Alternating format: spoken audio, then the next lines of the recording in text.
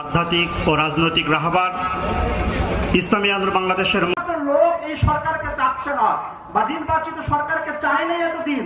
মাত্র আমরা তথাকথিত 17 বছরের রাজনীতি চাই না, নতুন বাংলাদেশ। এই দেশকে চোরের দেশ হিসাবে, অকার্যকর রাষ্ট্র হিসাবে, ইসলাম বিদ্বেষী সমাবেশের এখানে ঠাঁই হবে ইসলামী আন্দোলন বাংলাদেশে। এই বাংলাদেশে কেবল ঠাঁই হবে না,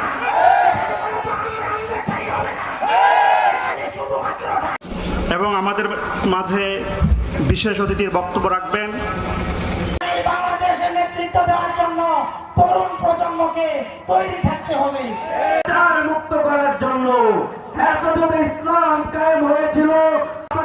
প্রায় 70টা দেশে পিআরের মাধ্যমে নির্বাচন হয়, পিআর পদ্ধতিতে। যেই বেকাররা মেরেছে তাদের বিচার মামলা জড়িয়ে হতেই হবে। সংগ্রামী বন্ধুগণ, ডক্টর ইউনূস, আমরা সমস্ত মুসলিম উম্মাহ